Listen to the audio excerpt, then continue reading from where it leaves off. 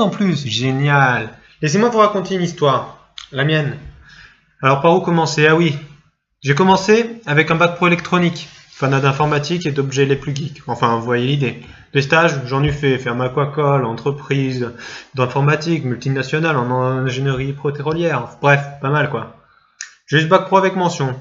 Mais bon, le Nord c'est plutôt cool, les gens sont sympas, le temps est sympa. Non, en fait, oubliez le temps. Mais il est temps de changer. Mais quelle destination? Le Sud, moyen Sud? Lyon quoi, du soleil, une ville étudiante, et me voilà parti à l'aventure.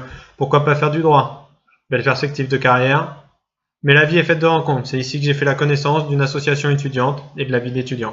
Et de l'échec de la première année. Depuis toujours, attiré par la Russie, je me suis décidé alors de m'orienter pour faire une licence pour apprendre cette langue. C'est aussi que j'ai connu l'organisation, la gestion de projet avec la réalisation d'un forum économique entre deux pays, la France et la Suisse. La réalisation d'un événement de taille, le bal du droit, Corentin ne te cache pas, on était deux acolytes sur ce projet-là. Mais la réalité de la vie rattrape toujours. J'ai dû travailler pour vivre, alors j'ai découvert la restauration, une expérience à Chamonix durant 2 ans, à travers lesquelles je continuais à étudier. À force d'heures de travail, je me suis rendu compte que cela me plaisait. J'ai décidé d'orienter ma petite vie dans ce secteur qu'est la restauration.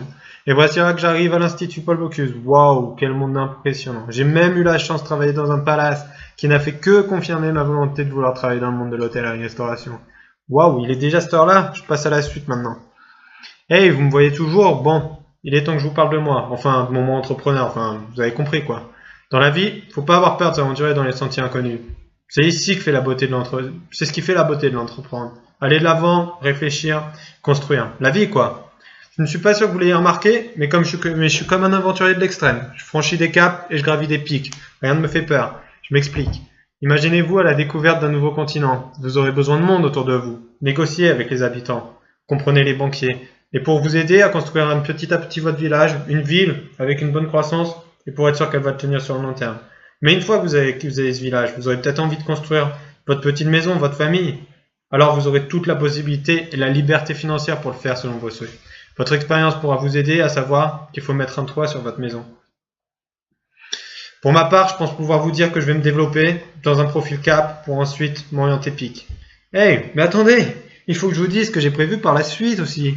Comme la fin de nos études à l'IPB semble enfin être venue, il est temps que je pense à l'avenir. L'entrepreneuriat entendra encore quelques années. Je vous avoue que j'ai dans l'idée de continuer sur un master pour me spécialiser. J'ai fait un rêve qu'un jour mes idées se réaliseront et que j'aurai toutes les ressources nécessaires pour fonder mon propre hôtel. Je rêve d'un hôtel. Je rêve d'un hôtel au milieu d'un lieu idyllique.